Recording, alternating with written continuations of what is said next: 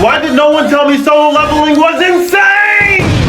Seriously, I was sitting in my Cheeto encrusted room when I saw that this anime, that absolutely no one was hyped about at all, dropped! Now when I opened this thing up, I thought it was gonna be some generic Isekai 69 glamour of a fantasy. But it genuinely surprised me. Not because we saw a whole squad get wiped out in the first minute of the show, but it was because this Isekai, fantasy, had something no other fantasies have had. Something so heinous, so evil, so Cassio's gravitational pull that it never even dared to grab or even attempt to look at the pure, innocent, and completely wholesome genre we know as isekais, fantasies. That villain being capitalism!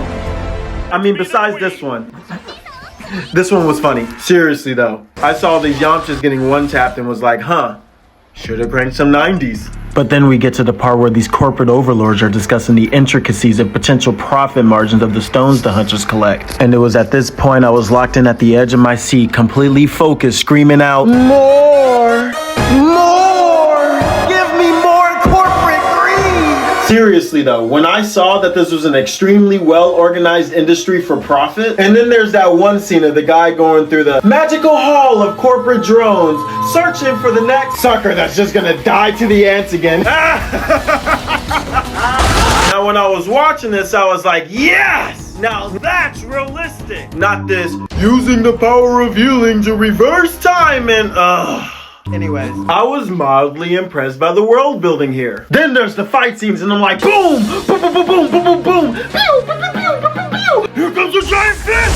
And then we meet the MC, who's called the weakest, and everyone's nice to him because he guarantees a safe mission. And at this point I was like, aww, he's a therapy dog! Then we meet this girl, who's totally not in love with the MC and who's totally not gonna die, so they can set up this new blonde girl as the love interest. Ooh. I actually really like this girl though. I was staring at my screen like, nothing like a strong woman to keep you straight. Then after we see the MC get cooked for 10 minutes straight, we get to the dumb part. Pop quiz! Mystery tunnel appears out of nowhere in an unexplored dungeon in a world where 90% of hunters die to the ant. And with no guarantee for your safety or return, what do you do? Do you A, go back and report it to the proper chain of command, like they tell you to do?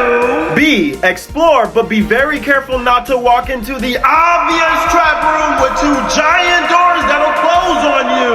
Or C, throw caution to the wind. 'Cause money! And then only try to leave when the obvious trap door to the obvious trap room in the dungeon designed to kill people closes on you. Yeah, you already know where this is going. Seriously, there wasn't even any visible treasure in there. At least these idiots had that excuse. Also, these guys were fodder the second they brought up this man having a pregnant wife at home for the second time. Who, by the way, was already declared to be out of practice in this scene. They were fucked! And that's how the episode ends, with everyone getting cooked. Next time, listen to the people whose job it is to keep hunters alive. Anyways, this was a great first episode and I can't wait to see more. Also, this video took me 20 years to make, so if you enjoyed it, please like and follow. And let me know what I should talk about next.